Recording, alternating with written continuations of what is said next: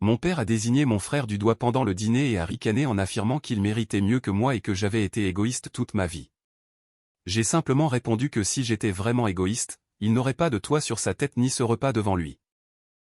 Moi, Julien, 33 ans, j'ai grandi en étant le fils responsable. Celui qui faisait toujours ses devoirs, gardait sa chambre propre et ne causait jamais de problème. Pendant ce temps, mon frère cadet, Théo, 29 ans, était le rigolo de service qui ne faisait jamais rien de mal. Le syndrome classique de l'enfant roi. Mes parents possédaient une petite quincaillerie de quartier qui peinait à rester ouverte parce qu'ils géraient très mal leur argent. Mon père dépensait des milliers d'euros en matériel de pêche sophistiqué alors que la facture d'électricité restait impayée. Ma mère claquait de l'argent dans des statuettes en jade que personne n'achetait alors que nous manquions de produits de base comme des clous ou de la peinture. L'endroit aurait dû faire faillite il y a des années. Mais devinez qui a commencé à y travailler à 14 ans pour tenir les comptes correctement. C'est bien moi. J'ai passé les week-ends de mes années de lycée à réorganiser les stocks, à appeler les fournisseurs pour négocier des délais de paiement et à gérer les clients en colère pendant que Théo jouait aux jeux vidéo et que mes parents faisaient semblant d'être des commerçants prospères dans la communauté. Mon père siégeait à l'association des commerçants locaux, ce qui se résumait à des dîners gratuits et des opportunités de réseautage plutôt qu'à du vrai travail. Ma mère gérait un club d'épouses de patrons qui n'était au fond qu'une excuse pour commérer lors de déjeuners chics. Après le lycée, je me suis tué à la tâche pour obtenir un diplôme en ingénierie informatique tout en jonglant avec 2 petits boulots. Aucune aide de mes parents. Ils étaient trop occupés à financer les années sabbatiques de Théo qui se sont mystérieusement étirées sur 3 ans. Je rentrais de mon service de nuit dans une station-service pour découvrir que mes parents avaient acheté un nouvel ordinateur de jeu à Théo sous prétexte qu'il en avait besoin pour son avenir. Pendant ce temps, je rédigeais mes mémoires sur un vieil ordinateur portable qui tenait grâce à du ruban adhésif. Quand j'ai décroché mon premier poste de développeur dans une société de logiciels financiers à Lyon, j'ai cru que j'étais enfin libre. J'ai emménagé dans un modeste 2 pièces, acheté une Renault d'occasion et commencé à me constituer une épargne de sécurité. Pour la première fois de ma vie, je dépensais de l'argent pour moi-même sans culpabilité ni commentaires parentaux. C'était une erreur de croire que ça s'arrêterait là.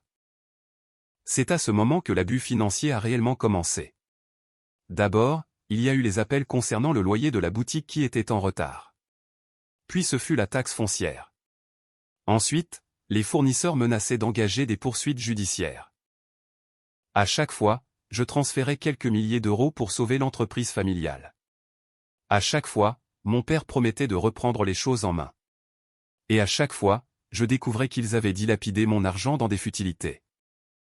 Pendant que Théo publiait des photos sur Instagram depuis des festivals de musique que je finançais apparemment sans le savoir, je me souviens d'une découverte particulièrement exaspérante. J'avais envoyé 4 000 € pour couvrir une situation fiscale d'urgence à la boutique, seulement pour voir Théo se taguer au festival Rock en Seine le week-end suivant avec des passes VIP et un nouvel appareil photo qui ressemblait étrangement à celui pour lequel j'économisais. Quand j'ai appelé mes parents pour demander des explications, ma mère s'est mise sur la défensive en disant que Théo avait besoin de cette pause car il était très stressé ces derniers temps. Le stress de quoi? D'être un parasite professionnel. Au cours de la décennie suivante, j'ai gravi les échelons pour devenir architecte logiciel senior, gagnant 120 000 € par an. Pourtant, je vivais comme quelqu'un qui en gagnait la moitié. Pourquoi? Parce que je soutenais financièrement 4 adultes. Moi-même, mes parents, Théo et sa petite amie, Léa, qui avait emménagé chez mes parents il y a 2 ans entre 2 locations d'appartements. Léa, une influenceuse digitale avec 3000 abonnés, prônait la manifestation de l'abondance tout en vivant gratuitement dans une maison et une voiture que je payais. Le pire n'était pas l'argent. C'était ce sentiment que tout leur était dû. Ils considéraient l'accès à mon compte bancaire comme un droit divin. Si je remettais en question une dépense, mon père me rappelait comment ils avaient tout sacrifié pour mon éducation. Un mensonge total. Et ma mère commençait à pleurer sur la loyauté familiale. Théo m'envoyait des messages me disant de ne pas être aussi radin et que ce n'était que de l'argent. Juste de l'argent. Mon argent.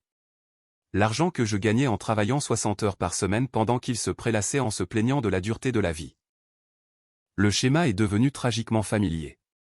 Tous les 3 mois, une nouvelle crise surgissait, nécessitant exactement le montant que j'avais réussi à épargner depuis la dernière alerte. Une voiture en panne. Un toit à réparer.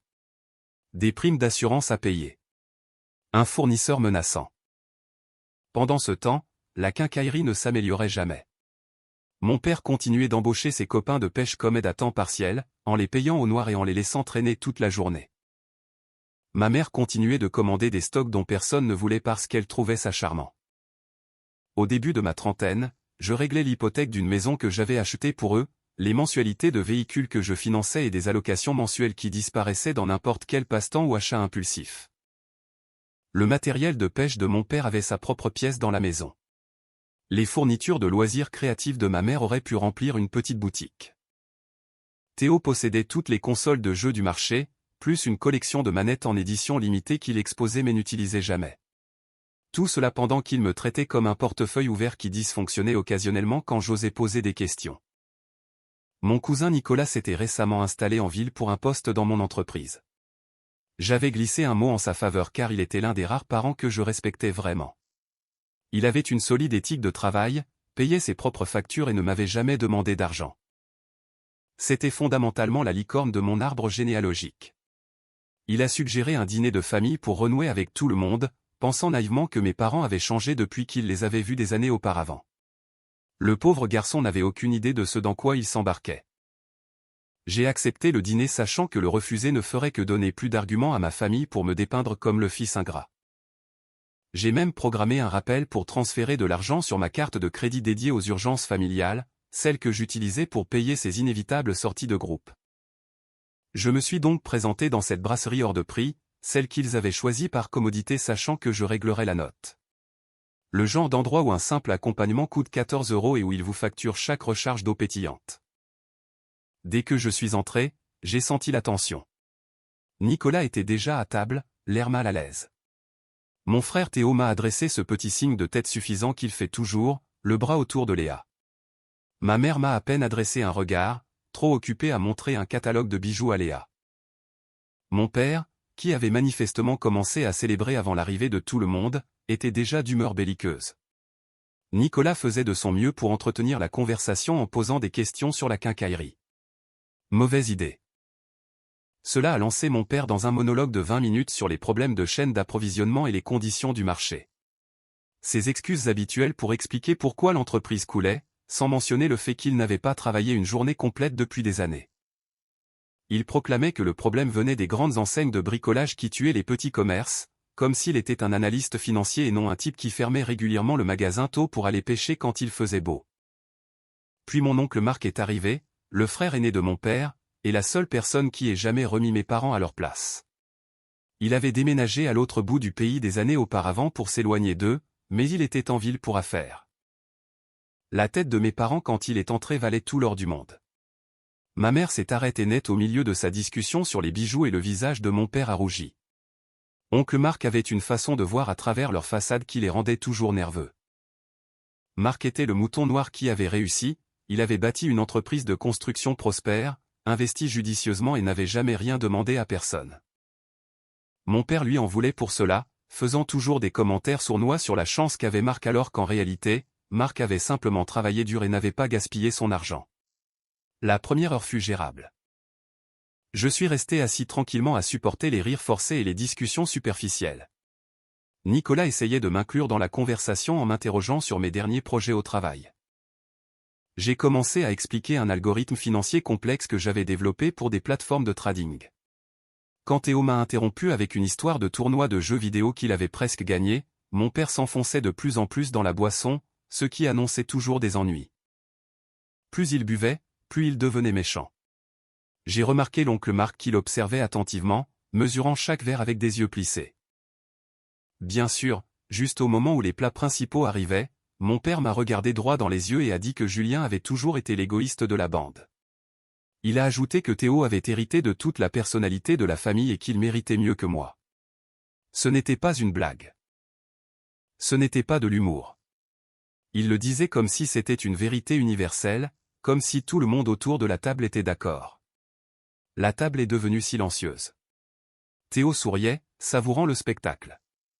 Ma mère a continué de manger comme si de rien n'était. Léa a étouffé un rire.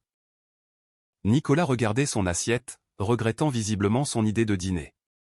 Seul l'oncle Marc sentait l'explosion imminente. Mais j'en avais fini. J'ai posé ma fourchette, essuyé ma bouche avec ma serviette et j'ai fixé mon père. Je lui ai dit d'une voix calme qu'il ne recevrait plus jamais un seul centime de ma part. Cela l'a fait hésiter. Ses yeux se sont rétrécis et sa mâchoire s'est crispée. Pour la première fois de la soirée, il m'a vraiment regardé. Ma mère a enfin cessé de manger. Nicolas s'est agité sur sa chaise. L'atmosphère dans la pièce a changé parce qu'au fond, tout le monde connaissait la vérité. Mes parents ne se souciaient pas de moi. Ils ne se souciaient que de ce que je pouvais leur donner. Le regard de mon père est devenu haineux. Ma mère, réalisant que son silence ne fonctionnait plus, a tenté de limiter les dégâts en disant que mon père ne le pensait pas vraiment et qu'il était juste excité. Théo est intervenu en me disant de me détendre et que ce n'était qu'une blague. L'oncle Marc observait tout cela avec attention, analysant la dynamique familiale qu'il avait fui des années plus tôt. J'ai secoué la tête et j'ai déclaré que tout s'arrêtait maintenant. L'argent, les aides, tout. C'est là que mon père a explosé. Il a frappé du poing sur la table, faisant sauter les verres, en me traitant de petit ingrat après tout ce qu'ils avaient fait pour moi. Il criait que je me croyais supérieur à cause de mon travail prestigieux et de mon bel appartement. Ma mère a commencé à pleurer sur commande. Théo a sorti son téléphone, probablement pour filmer la scène pour ses réseaux sociaux. Nicolas avait l'air de vouloir disparaître sous la terre. Puis mon père a saisi son verre de vin rouge presque plein et me l'a jeté directement dessus. Il m'a touché en pleine poitrine, trempant mon nouveau costume, celui dont j'avais besoin pour une présentation client le lendemain matin. Le vin rouge s'est répandu sur ma chemise blanche comme une tache de sang, coulant jusque sur mon pantalon. Le restaurant est devenu silencieux et les tables voisines se sont tournées pour observer le drame. Je me suis levé si vite que j'ai renversé ma chaise. Mon père hurlait encore. Ma mère faisait semblant de sangloter. Théo filmait le tout pour un TikTok. Léa prétendait être choquée tout en appréciant visiblement le spectacle. Et Nicolas semblait avoir vu un fantôme. Seul l'oncle Marc a bougé, se levant pour poser une main sur mon épaule et me suggérant de sortir de là. Alors que je me tournais pour partir, mon père a crié que si je franchissais cette porte, je ne devais plus jamais revenir. Ça me va très bien, ai-je répondu. Je n'ai pas regardé en arrière en traversant le restaurant, mon costume ruiné laissant une traînée de vin jusqu'à la sortie. L'hôte d'accueil semblait stupéfait à mon passage. Je lui ai tendu ma carte de crédit en lui demandant de régler la table 12 et d'ajouter 20% de pourboire pour le serveur qui devait les supporters. Je n'ai pratiquement pas dormi cette nuit-là. Mon costume était gâché et mon téléphone n'arrêtait pas de vibrer avec des messages de divers membres de la famille me demandant d'être plus mature et de respecter mes parents. Théo avait déjà publié une vidéo coupée qui omettait opportunément le jet de vin. Pas un seul message pour me demander si j'allais bien. La vidéo ne montrait que ma réaction. Moi me levant brusquement, renversant la chaise et partant avec la légende de Théo disant que quand ton frère arrogant ne supporte pas une blague, c'est le drame familial assuré. Les commentaires étaient remplis de gens prenant son parti, me traitant de sursensible. C'est incroyable de voir à quel point il est facile de manipuler la perception quand on contrôle le récit. L'oncle Marc est venu me chercher le lendemain matin pour le petit déjeuner dans un café tranquille loin du chaos. Il m'a dit qu'il observait ce désastre depuis des années et que mes parents lui avaient fait la même chose jusqu'à ce qu'il coupe les ponts. Même méthode, génération différente. Il m'a raconté comment mon père lui avait emprunté des milliers d'euros quand ils étaient plus jeunes, toujours avec une histoire triste sur le besoin d'argent pour le commerce ou des factures médicales. Pour découvrir plus tard que c'était passé dans des voyages de pêche ou de nouveaux clubs de golf. Il m'a raconté comment ma mère l'avait fait culpabiliser sur la loyauté familiale quand il posait des questions. Il m'a regardé droit dans les yeux et m'a dit qu'il ne changerait jamais. Ni mes parents, ni Théo. Ils allaient me vider jusqu'à la moelle puis me reprocher de ne plus avoir d'argent. Entendre cela de la bouche de quelqu'un qui était passé par là a provoqué un déclic. Ils ne changeraient jamais. Ils ne ressentaient aucune culpabilité. Pour eux, j'étais toujours le méchant qui leur retirait leur vie facile. Après le petit déjeuner, j'ai arrêté de trop réfléchir et je suis passé à l'action. Je suis rentré chez moi, j'ai préparé un café et j'ai commencé à passer des appels. Le premier fut pour mon avocat. La maison dans laquelle il vivait était légalement à mon nom. Ils n'avaient jamais pris la peine de vérifier les documents, trop occupés à se vanter de leur maison de rêve auprès de leurs amis. J'ai demandé à mon avocat de la mettre en vente immédiatement. Ensuite, il y avait leur voiture, techniquement mienne également. Le SUV de luxe avec toutes les options que mon père m'avait convaincu d'acheter pour des raisons de sécurité, mais qu'il voulait en fait parce que le modèle de base n'était pas assez impressionnant pour les voisins. J'ai appelé le concessionnaire pour organiser sa reprise. Puis je me suis souvenu de la carte de crédit que j'avais co-signée pour eux des années auparavant pour les aider à reconstruire leur dossier de crédit. Une autre énorme erreur. Je n'avais jamais retiré mon nom et le relevé mensuel était insensé. 7 000 € dépensés en matériel de pêche, achats en ligne, repas au restaurant et autres bêtises que je ne pouvais même pas identifier. J'ai appelé la banque pour signaler la carte et fermer le compte. J'ai aussi vérifié les comptes de Théo, 2 cartes de crédit que j'avais cautionnées pour ces urgences et qui étaient maintenant au plafond à cause de consoles de jeux et de billets de festival. Les mêmes urgences qui semblaient toujours coïncider avec la sortie d'un jeu ou l'annonce d'un concert. J'ai tout fermé. La partie satisfaisante était de savoir qu'il n'aurait aucun avertissement. Les cartes de crédit cesseraient simplement de fonctionner au milieu d'une transaction. La voiture disparaîtrait de l'allée pendant la nuit. Des inconnus commenceraient à visiter la maison sans qu'ils n'aient leur mot à dire. Après des années sans contrôle sur mon argent, je le reprenais enfin. À midi, j'étais dans un taxi en direction d'un bureau satellite de mon entreprise pour ma présentation. J'avais mieux à faire que d'attendre les retombées. La présentation était pour un client majeur, un contrat valant potentiellement des millions, le genre d'affaires qui m'aurait normalement stressé. Mais aujourd'hui, je me sentais étrangement calme. Rien de ce que mes parents pourraient me faire n'était comparable à la pression de ce rendez-vous. Nicolas m'a envoyé un SMS pendant le déjeuner pour me demander si j'allais bien après la soirée agitée. J'ai répondu que j'allais mieux que jamais. Pour la première fois depuis mon premier vrai job, j'avais l'impression d'être le maître de ma propre vie. Plus besoin de me préparer au prochain appel d'urgence. Plus de calculs mentaux pour savoir combien je pouvais dépenser pour moi sans risquer de manquer quand il demanderait inévitablement plus. J'ai réussi ma présentation sans le poids de l'exploitation familiale sur mes épaules. Le client a signé l'après-midi même. Il n'a pas fallu longtemps pour que les choses explosent. Le premier appel est venu de ma mère pendant que je fêtais la réussite de mon contrat avec mon équipe. Elle hurlait, exigeant de savoir pourquoi leur voiture avait disparu. Je l'ai ignoré, laissant le message sur la messagerie. Puis mon père a appelé. Il enrageait, disant que j'avais ruiné leur vie. J'ai supprimé sans écouter. Je pouvais imaginer exactement le contenu. Théo fut le suivant, laissant une série de messages vocaux m'insultant de tous les noms, disant que j'étais pathétique de me venger de ma propre famille. Il a menacé de me dénoncer sur Internet. J'ai bloqué son numéro sachant que sa version de la vérité ne serait que des vidéos éditées me faisant passer pour le bourreau. J'ai vérifié mes emails pendant une pause café et j'ai trouvé un message de Léa avec pour objet que nous devions parler de mon comportement. L'audace de cette femme qui vivait à mes crochets depuis des années et qui se permettait de me faire la morale. J'ai supprimé le message sans lire plus loin. Mon avocat m'a informé qu'il y avait déjà plusieurs personnes intéressées par la maison. Avec cet emplacement, elle se vendrait vite. L'idée de mes parents devant expliquer aux voisins pourquoi des inconnus visitaient soudainement leur demeure me procurait plus de satisfaction que je n'osais l'admettre. Puis quelque chose d'inattendu s'est produit. L'oncle Marc a appelé pour me dire qu'il était fier de moi et qu'il était temps que je réagisse. J'ai failli faire tomber mon téléphone. Il m'a confié qu'il les avait prévenus pendant des années d'arrêter de m'utiliser et de mieux me traiter, mais qu'il l'avait ignoré. Il a ajouté qu'il n'avait que ce qu'il méritait. Puis il m'a conseillé de ne pas vendre la maison tout de suite car il avait une idée. Je ne savais pas ce qu'il mijotait, mais pour une fois, je sentais que quelqu'un était vraiment de mon côté. J'ai accepté de suivre son plan. J'ai retrouvé oncle Marc dans le même petit café 2 jours plus tard. Il m'a expliqué que mon père pensait pouvoir tout faire sans jamais faire face aux conséquences et qu'il avait besoin de sentir ce que c'était que de perdre réellement quelque chose. Son plan était simple. Au lieu de vendre la maison immédiatement, j'allais attendre. Les laisser paniquer. Les laisser voir que la voiture était partie. Que leur crédit était détruit. Que les comptes étaient gelés. Aucun plan de secours. Personne pour les renflouer. Ils avaient vécu comme des rois à mes frais pendant des années. Maintenant, ils allaient apprendre la pauvreté. Et quand la réalité les frapperait enfin, je ne vendrais pas la maison à n'importe qui.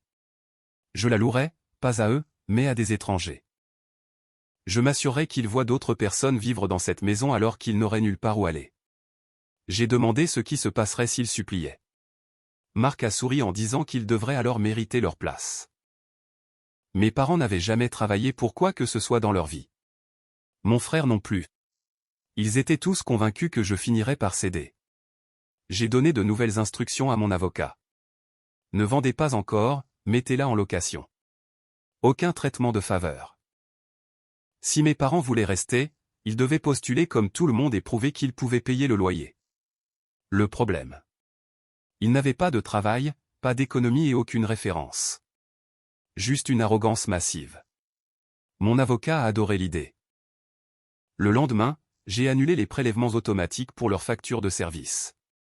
En une semaine, ils recevraient des avis de coupure pour l'électricité, l'eau et Internet.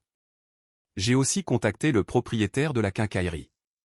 Oui, je payais aussi ce loyer. Je l'ai informé que je ne couvrirais plus leur bail. Il n'a pas semblé surpris, précisant que mes parents étaient en retard bien avant que je ne commence à aider et qu'ils ne les gardaient que parce que je me portais garant. La touche finale fut de me retirer comme garant de leur prêt professionnel. Sans mes revenus, la banque allait examiner de plus près les performances réelles de la boutique, qui étaient catastrophiques. C'était comme démonter un château de cartes. Chaque pièce retirée rendait l'ensemble plus instable. Et le plus beau, c'est que je ne faisais que reprendre ce qui m'appartenait. L'argent, le crédit et les biens acquis par mon travail. 2 jours plus tard, tout a basculé. Mon père a appelé en premier, furieux, demandant pourquoi la maison était à louer. J'ai répondu simplement que c'était ma maison, que mon nom était sur l'acte et que c'était moi qui décidais. Il a bafouillé qu'ils y vivaient, comme si cela remplaçait la propriété légale. J'ai rétorqué qu'ils y vivaient parce que je l'autorisais et que ce n'était plus le cas. Ma mère a laissé un message en pleurant, disant que je détruisais tout. C'est curieux de voir comment la famille ne comptait que lorsqu'ils avaient besoin de moi. Où était cette loyauté quand ils me vidaient de mon argent ou quand mon père m'a jeté du vin au visage? Théo a envoyé une rafale de messages me traitant de psychopathe et menaçant de dire à toute la famille quel monstre j'étais. J'ai répondu qu'il pouvait le faire. Qu'il leur dise que la maison où il vivait gratuitement appartenait à son frère psychopathe et que la voiture qu'il conduisait était financée par un monstre. Ensuite, le plus drôle est arrivé. Mon père m'a demandé si je pouvais leur prêter de l'argent pour la caution d'une location. J'ai ri si fort que j'ai failli tomber de ma chaise. J'ai renvoyé un message lui rappelant qu'il m'avait traité d'ingrat et qu'il devait se débrouiller seul. Mais ils n'ont rien géré du tout. Au lieu de cela, ils ont débarqué à mon travail. J'étais en réunion quand mon assistante a frappé à la porte, l'air gêné, pour me dire que mes parents et mon frère étaient à la réception et refusaient de partir. Je suis sorti les voir. Dès que mon père m'a aperçu, il s'est avancé en me pointant du doigt, hurlant que je ne pouvais pas les traiter ainsi après tout ce qu'ils avaient fait pour moi. J'ai failli rire. Que avait-il fait? Le strict minimum parental, me nourrir et me loger, et encore, ils y arrivaient à peine. Pendant ce temps, je leur avais acheté une maison, une voiture et payé leurs dépenses pendant des années avant de réaliser qu'ils ne me verraient jamais comme un fils. J'ai gardé une voix calme en leur disant que s'ils voulaient vivre dans la maison, ils devaient postuler et prouver leurs revenus. Ma mère a crié qu'ils étaient mes parents et que je devais les soutenir. Théo filmait encore avec son téléphone, me traitant de petit homme pathétique cherchant sa vengeance. Mon père a ricané en disant que je ne serais rien sans eux, qu'ils m'avaient fait et que je leur devais tout. Là, quelque chose en moi a rompu, mais pas comme il l'espérait. Je n'ai pas crié. Je me suis simplement approché et j'ai dit que je ne leur devais rien. Que j'avais bâti ma carrière seul et que j'avais travaillé pour tout ce que je possédais. Qu'ils avaient gaspillé chaque centime que je leur avais donné et qu'ils étaient ruinés parce qu'ils pensaient que ce jour n'arriverait jamais. J'ai demandé à mon assistante d'appeler la sécurité. Mon père hurlait de plus belle mais la sécurité est intervenue. En quelques minutes, ils ont été escortés vers la sortie. Mon père criait encore, ma mère pleurait et Théo hurlait que j'étais mort pour la famille. Je les ai regardés partir. Pour la première fois depuis des années, je me sentais libre. Aucun doute, aucune culpabilité, juste la paix. Ce qui m'a frappé, c'est la rapidité avec laquelle ils ont abandonné tout semblant d'affection dès que l'argent s'est arrêté de couler. Pas une question sur mon bien-être, juste des exigences. Le lendemain matin, je prenais un café avec Nicolas quand mon téléphone a recommencé à s'emballer. Je n'ai pas pris la peine de regarder, sachant que c'était encore des reproches. Puis oncle Marc a appelé pour me dire de regarder les nouvelles locales. J'ai ouvert l'application et j'ai failli m'étouffer avec mon café en voyant le titre. Un homme arrêté après avoir vandalisé un véhicule de luxe. Il y avait mon père menotté. L'article expliquait qu'il avait retrouvé ma voiture dans le garage de mon entreprise et avait brisé toutes les vitres et crevé les 4 pneus. Pour finir, il avait peint le mot ingrat sur le capot en rouge vif. Les caméras de sécurité avaient tout filmé en haute définition. Un homme de 60 ans faisant une crise de colère comme un enfant. La sécurité de mon entreprise l'avait appréhendé avant qu'il ne puisse s'enfuir. Il était maintenant en garde à vue avec une liste de charges impressionnantes comme dégradation criminelle de propriété et violation de propriété privée.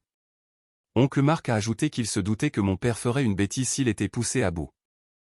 Mon père avait toujours eu un problème de tempérament, mais il avait toujours eu quelqu'un pour le sortir d'affaire. Pas cette fois. J'ai ri nerveusement. Nicolas était en état de choc devant les photos. Théo m'a envoyé un message disant que papa était en prison à cause de moi et que c'était ma faute. C'est fascinant de voir comment je devenais responsable de ces actes. Le plus satisfaisant fut que pendant que mon père était en cellule, la maison est partie sous compromis de vente. Un promoteur avait fait une offre pour tout raser et construire des maisons de ville. J'ai signé les documents l'après-midi même. Cette maison dont il se servait pour se donner de l'importance allait devenir un tas de gravats. Mon assurance couvrait les réparations de ma voiture. J'ai écouté leur dernier message. Ma mère s'excusait d'une voix faible, disant que mon père avait perdu le contrôle et qu'ils avaient juste besoin d'aide pour se remettre sur pied. Théo n'était pas mieux, disant qu'on ne pouvait pas laisser papa en prison. Ils n'étaient pas désolés, ils étaient juste désespérés. 2 semaines ont passé. Mon père a été libéré sous caution payée par un lointain cousin. La quincaillerie était fermée avec un panneau fermé jusqu'à nouvel ordre. Mes parents se disputaient devant un motel miteux. Théo ne jouait plus car il ne pouvait plus payer ses abonnements. Curieux, je suis allé les voir. Ils avaient une mine affreuse. Mon père avait perdu du poids, ses chemises de golf impeccables remplacées par un t-shirt taché. Ma mère n'était plus maquillée. Théo semblait ne pas s'être douché depuis des jours. Léa était partie dès que le train de vie luxueux s'était arrêté. Ils ont avoué que la banque avait tout pris. Ils vivaient dans un motel et n'auraient plus d'argent dans 3 jours. Ma mère pleurait de vraies larmes cette fois, admettant qu'ils avaient fait des erreurs et m'avaient utilisé. Théo a reconnu avoir été un idiot en pensant que l'argent ne s'arrêterait jamais. Mon père était brisé. Oncle Marc a précisé qu'ils avaient cherché du travail partout mais que personne ne voulait d'eux. C'était étrange de les voir ainsi humiliés.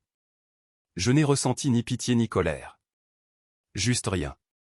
Je leur ai proposé un marché. Je possédais un petit appartement de 2 chambres à l'autre bout de la ville. Ils pouvaient y rester temporairement sous des conditions strictes. Mon père et Théo travailleraient pour la société de gestion immobilière à faire de l'entretien et du jardinage pour le salaire minimum. Ma mère s'occuperait de la blanchisserie, le tout sous surveillance. Le loyer serait retenu directement sur leur salaire. Aucune excuse ne serait tolérée. Au moindre problème, ils étaient dehors. Et mon père devait plaider coupable pour le vandalisme sans chercher d'excuses. Ma mère a accepté immédiatement. Je suis parti sans me retourner. J'ai effacé leur numéro de mon téléphone, acheté un billet d'avion pour des vacances bien méritées et j'ai dormi comme un bébé pour la première fois de ma vie. Cette histoire nous montre à quel point il est crucial de poser des limites, même avec les personnes qui nous sont les plus chères. Le personnage principal a passé des années à porter sa famille à bout de bras, sacrifiant son propre bonheur et ses économies pour des gens qui ne le voyaient que comme une ressource inépuisable. C'est une leçon sur l'importance de se respecter soi-même. Souvent, dans les dynamiques familiales toxiques, l'enfant responsable est puni pour sa réussite tandis que l'enfant roi est récompensé pour sa paresse. En coupant les ponts et en imposant des conséquences réelles, Julien ne s'est pas seulement vengé, il a forcé sa famille à affronter la réalité pour la première fois de leur vie. Ce n'est pas de la cruauté, c'est une forme de justice nécessaire pour sa propre survie mentale. Il est parfois nécessaire de laisser les gens couler pour qu'ils apprennent enfin à nager par eux-mêmes. Qu'en pensez-vous? Pensez-vous que Julien a été trop dur en vendant la maison et en les forçant à travailler pour lui, ou au contraire, a-t-il été encore trop généreux en leur offrant une dernière chance? Avez-vous déjà vécu une situation où vous avez dû arrêter d'aider financièrement un proche pour votre propre bien? Partagez vos expériences dans les commentaires.